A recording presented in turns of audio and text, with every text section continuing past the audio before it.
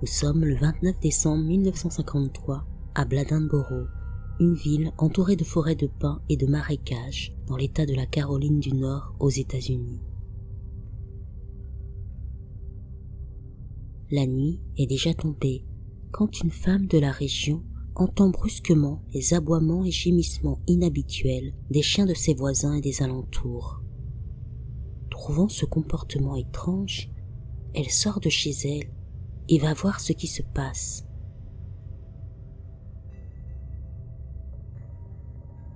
Lorsqu'elle regarde, elle voit quelque chose de terrifiant. Une grande créature est en train de se faufiler lentement dans la cour de ses voisins.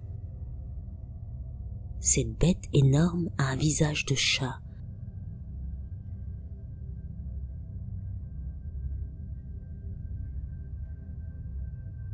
La femme, terrorisée, rentre chez elle.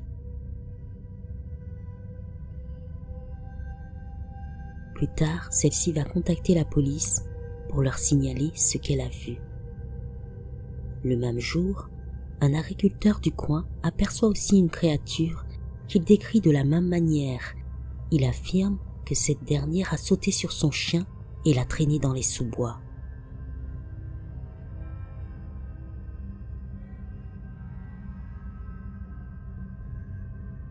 Nous sommes le 31 décembre 1953, en pleine soirée du Nouvel An. Toujours dans la petite communauté de Bladensboro, des propriétaires découvrent leurs chiens morts, atrocement mutilés. Ceux-ci ont été déchiquetés, leurs têtes arrachées. Mais ça ne s'arrête pas là, au contraire. D'autres animaux de compagnie subissent un sort pire encore.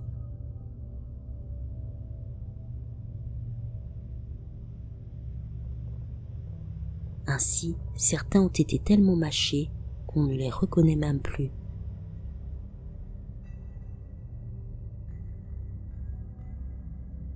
Les jours suivants, l'horreur continue. Les autorités locales ne savent même plus quoi penser et commencent vraiment à s'inquiéter. L'autopsie d'un des chiens est alors demandée. Et bientôt, les résultats tombent. Et là, la police est déconcertée lorsqu'elle les lit. En effet, il y a de quoi l'être. Apparemment, il semble que le corps a été complètement vidé de son sang, comme si un vampire l'avait aspiré.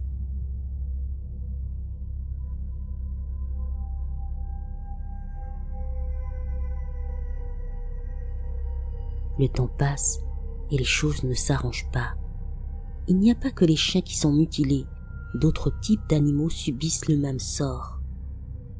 En effet, les habitants vont signaler des porcs, des poulets, des vaches ainsi que des chèvres.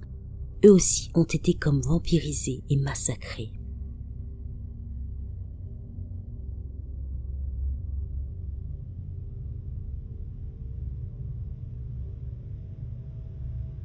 En tout cas, les témoins qui affirment avoir aperçu la créature sont nombreux. Ils disent que celle-ci est de couleur brune, mesure au moins 1,50 m de long, a une longue queue, des poils touffus, une énorme tête, de longs crocs sortant de sa gueule, des oreilles pointues et un visage de chat.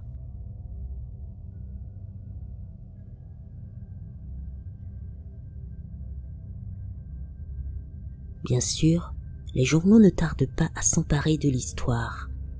Et maintenant, l'étrange créature a un nom. On l'appelle désormais la bête de Bladensboro.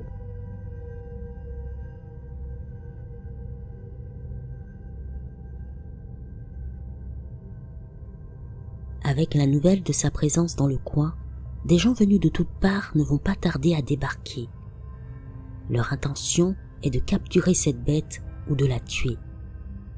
Ils sont nombreux, au moins 800 personnes ont envahi la ville en une journée, fusils de chasse et carabines à la main, bien décidés à en découdre avec la créature.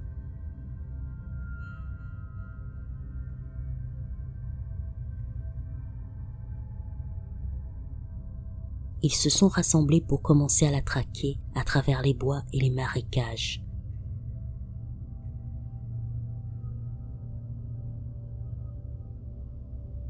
La peur règne maintenant dans la région. À la nuit tombée, à l'exception des chasseurs, tous les habitants de Bladenboro se barricadent chez eux et ne sortent que si nécessaire.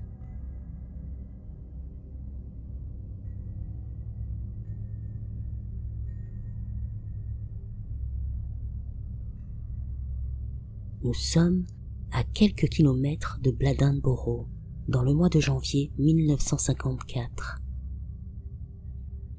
La nuit est déjà tombée. Madame Kislow, une jeune maman de 21 ans, est dehors sur son porche. Mais soudain, elle entend des gémissements étranges qui semblent proches de la maison.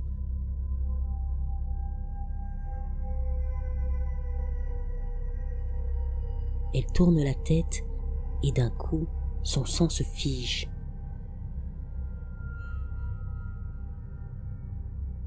Il y a là, à quelques mètres d'elle, une bête énorme.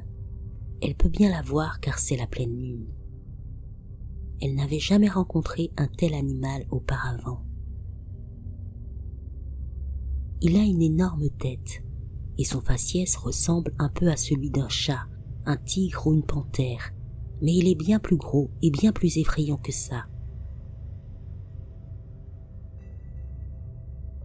La créature avance lentement vers la jeune femme.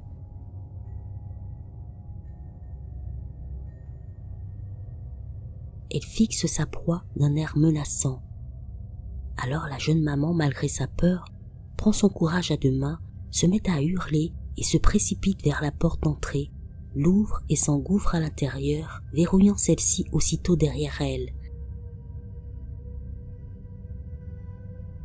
Lorsqu'il voit sa femme aussi terrifiée, le mari de Madame Kislow s'empare de son fusil de chasse et sort de la maison.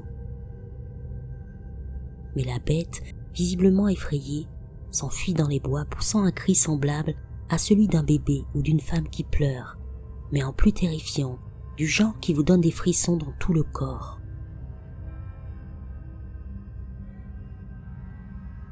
Le lendemain, de grandes empreintes de pattes sont retrouvées tout autour de la propriété. En tout cas, la bête de Bladenboro, qui jusque-là s'attaquait seulement aux animaux, a voulu cette fois-ci s'en prendre à un humain, mais heureusement pour la jeune femme, elle a eu la chance d'avoir pu échapper aux griffes de cette créature qui aurait été sans pitié.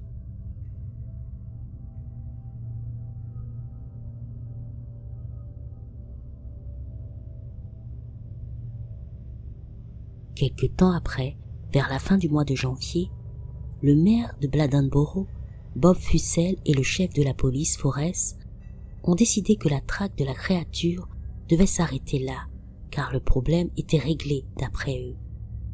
Voulant en finir avec cette terreur qui avait envahi la ville depuis des jours, ils prirent le lynx roux qui avait été piégé par un fermier du coin, le suspendirent à un mât de drapeau au centre-ville.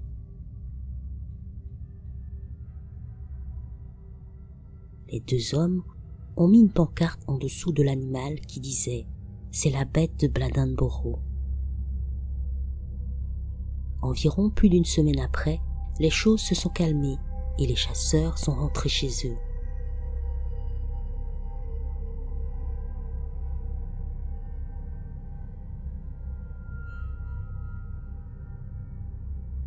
Pour les autorités, le lynx roux qu'ils ont capturé est bien la bête de Bladenboro.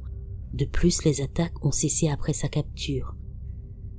Cependant, même s'il est vrai qu'un lynx roux, une panthère, un tigre peuvent s'en prendre à des animaux plus petits, comment expliquer que la plupart d'entre eux sont vidés de leur sang, comme si c'était l'œuvre d'un être vampirique?